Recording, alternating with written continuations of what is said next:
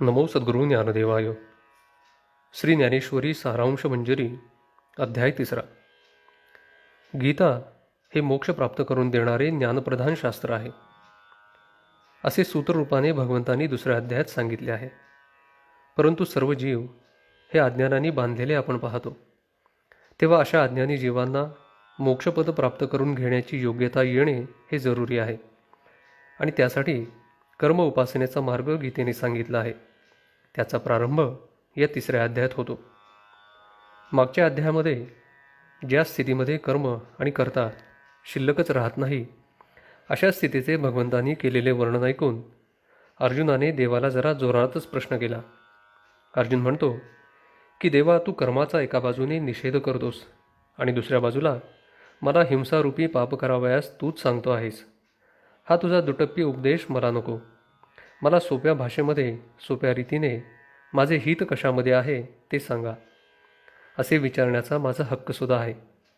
अनेक जन्म तुझी उपासना करून तुझी प्राप्ती झालेली आहे, आणि आईप्रमाणे तुझी माझ्यावर माया देखील सुद्धा आहे. या प्रश्नावर श्री भगवंतांनी सविस्तर उत्तर दिलेले आहे. त्याचा अनुवाद श्री ज्ञानदेवांनी केला आहे. तो आपण थोडक्यामध्ये पाहूया.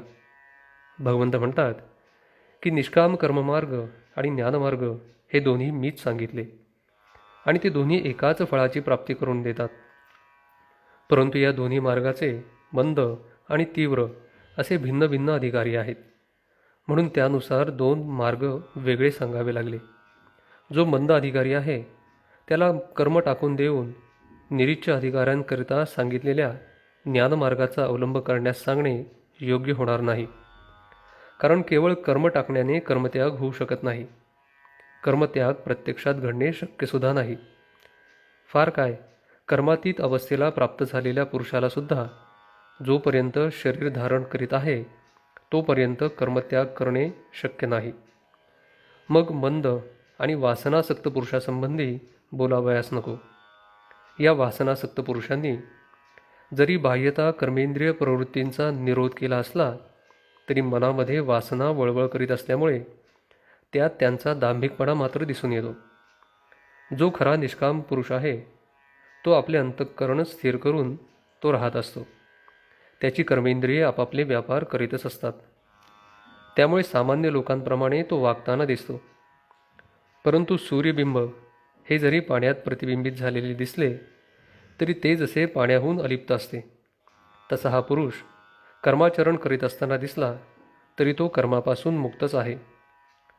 अशी जेथे निरीच्छ पुरुषाची राहणी आहे तेथे वासनासक्त पुरुषाने विहित कर्म टाकून कर्मातीत होण्याचा का बरे आग्रह धरावा. त्यामुळे कर्मत्याग तर होणार नाहीच, परंतु त्याचे हसू मात्र होईल. वास्तविक प्रत्येकाने अहंकार टाकून देऊन निष्काम बुद्धीने स्वकर्म करण्यातच हित आहे. त्यामुळे त्याला कर्मबंध न लागता मोक्षापर्यंत जाता येते. असे वागणे हाच आपला नित्ययज्ञ आहे. हे स्वधर्म आचरण ज्याच्या हातून घडत नाही त्याची कुकर्माकडे प्रवृत्ती होते, आणि त्याद्वारा त्याचा नाश होतो. ब्रह्मदेवाने जेव्हा सृष्टीची उत्पत्ती केली तेव्हा मनुष्य प्राण्याबरोबर त्याचा स्वधर्म निर्माण केला, आणि प्रजेला सांगितले की याचे आचरण करण्यात तुमचे हित आहे. याशिवाय तुम्ही व्रतवैकल्ये, तीर्थे, सकांश आराधने, मंत्रतंत्र याची काहीही करण्याची तुम्हाला जरुरी नाही. हे स्वधर्म आचरण न कराल आणि इंद्रियांच्या ओढीनुसार कुकर्मामध्ये दंग व्हाल तर त्रैलोक्यातील सर्व पापे आणि दुःखे तुम्हाला भोगावी लागतील. ती टाळून सुख प्राप्त करून घ्यायचे असेल तर इंद्रियांना स्वैर चरू न देता स्वधर्माची कास धरावी. ज्ञानदेवांनी या स्वधर्माच्या स्पष्टीकरणामध्ये अग्निमुखी हवन, देवपूजा, ब्राह्मण भोजन, गुरुभक्ती, अतिथी सत्कार आणि ज्ञाती संतोष याचा उल्लेख केला आहे. जेवढे म्हणून सन्मार्गाने आपण मिळवले असेल ते भोगार्थ न समजता ते स्वधर्मरूपी यज्ञद्वारा परमेश्वरास अर्पण करावे, आणि जे राहील ते शेषप्रसाद म्हणून संतोषाने सेवन करावे. ज्याने यज्ञ सिद्धीस जातो ते अन्न सामान्य समजू नये. जीवनाला हेतू असणारे अन्न हे ब्रह्मरूप समजावे, आणि याप्रमाणे जो वागत नाही तो मनुष्य जन्माला येऊन आपला जन्म परशुप्रमाणे फुकट घालवतो. एवढ्याकरता प्रत्येकाने कर्म न टाकता ते यथाविधी निर्दोष रीतीने करावे. मनुष्याला जे शरीर प्राप्त झाले आहे तेच मुळी पूर्वकर्माचे फळ भोगण्यासाठी आहे. मग कर्म टाकणे कधीतरी शक्य होईल काय? जो कृतकृत्य पुरुष आत्मस्वरूपी घडलेला असतो त्याचाच कर्माशी संबंध सुटलेला असतो. ही स्थिती सामान्य नाही आणि ती जोपर्यंत प्राप्त झाली नाही तोपर्यंत कर्माचरण केलेच पाहिजे. त्यात काही बिघडत तर नाहीच, उलट मोक्षाप्रत जाता येते. यापूर्वी जनकाधिक थोर पुरुष कर्मत्याग न करता कर्माचरण करूनच मोक्षाप्रत गेले. शिवाय आणिकही यात एक फायदा आहे की अज्ञानी पुरुषांना कर्म कसे करावे याचा या पुरुषांच्या आचरणामुळे कित्ता मिळतो. हे अज्ञानी लोक थोर लोकांचे आचरण पाहून त्याप्रमाणे वागण्याचा प्रयत्न करीत असतात.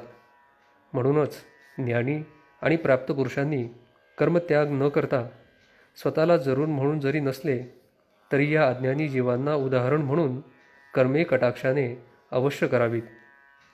जनकादिकांचे काय, प्रत्यक्ष मी म्हणजे श्रीकृष्ण पूर्ण काम असूनसुद्धा प्राणी मात्र माझ्याकडे पाहून चालतात, म्हणून त्यांच्याकरता सकाम पुरुषांप्रमाणे मी सुद्धा कर्माचरण अगदी निमूटपणे करतो. हेच जर कर्म मी केले नाही तर भूतमात्रांना आचार राहणार नाही. एवढ्यासाठी समर्थ आणि प्राप्त पुरुषांनी अज्ञानी जीवांना चुकूनसुद्धा आपला नैष्कर्म्य बोध सांगू नये. उलट बहुरूपी जशी सोंग्याची बतावणी करतात, उत्कृष्टपणे करतात, तसे स्वधर्माचरण अज्ञ लोकांसाठी त्या लोकांच्या रीतीने करावे. या स्वधर्म आचरणामध्ये एक गोष्ट मात्र कटाक्षाने लक्षात ठेवली पाहिजे की कर्मे ही प्रकृतीच्या गुणानुसार इंद्रियाद्वारा होतात. आपला त्यांच्याशी काहीही संबंध नाही. ब्रह्मनिष्ठ पुरुषांची हीच अंतरी दृढ समजूत असते. म्हणून लोकसंग्रहाकरता त्यांनी जरी कर्मे केली तरी त्यांच्याशी त्यांचे तादात्म्य नसल्यामुळे कर्माचा बंध त्यांना बाधा करू शकत नाही. जो तादात्म्य पावतो तो या बंधामध्ये सापडतो. असे असल्यामुळे अर्जुना, तुला प्रस्तुत जे क्षत्रियाचे लढण्याचे स्वकर्म प्राप्त झाले आहे ते तू कसे बरे टाकणार? मग हातामध्ये धनुष्य घे आणि लढ. पृथ्वीला दुष्टांच्या भारापासून सोडव, कीर्ती वाढव. तुला त्याशिवाय दुसरे गत्यंतर नाही. मी सांगितलेल्या हातवटीने जर तू युद्ध केलेस तर तू कर्मरहितच राहशील आणि उलट प्रकृतीतंत्र होऊन राहशील तर त्यात निसंशय आत्मनाश आहे. म्हणून ज्ञानी जरी असले तरी त्यांनी प्रकृतीतंत्र होऊन इंद्रियांचे चोचले चुकवूनसुद्धा पुरवू नयेत. स्वैर इंद्रियाचरण क्षणभर गोड लागेल, परंतु शेवटी देह हा नाशवंत आहे. याची 3 चिमट्या राग झाल्यावर शेवटी काय शिल्लक राहील बरे? म्हणून विषयांची आठवणही मनात ठेवू नये. एक स्वधर्म आचरण ते अंतरी जागृत ठेवावे. 4 वर्णांची आणि 4 आश्रमांची कर्मे निरनिराळी आहेत. ती प्रत्येकाने आपापल्या वाट्याला आल्याप्रमाणे करावीत. आपले कर्म आचरण हे करण्यास कष्टदायक आहेत आणि दुसऱ्या धर्माचे सोपे आहे, म्हणून आपले कर्म सोडून दुसऱ्याचे घेऊ नये. आपले कर्म आचरत असता त्यात मरण आले तरी बेहत्तर. त्यामुळे इह आणि परलोकी सुखच मिळेल. यावर अर्जुनाने देवाला शंका विचारली की अज्ञानी लोकांना तुम्ही सांगता ते माहीत नाही, म्हणून त्यांच्याकडून स्वधर्माचरण होत नाही, हे क्षम्य आहे. पण जे जाणते आहेत त्यांना कळत असूनसुद्धा त्यांच्या हातून कर्माचरण का बरे घडत नाही? कळत असून वळत नाही असेच म्हणावे लागेल. आणि याचे कारण भगवंतांनी स्पष्ट केले.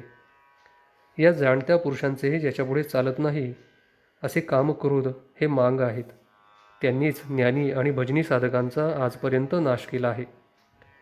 दैवी संपत्तीचा उच्छेद त्यांनीच केलेला आहे. अज्ञानी लोक तर बापडे आणि बिचारे, पण मी म्हणवणारे जे ज्ञानी ते सुद्धा यांच्यापुढे केव्हाच गारद होतात.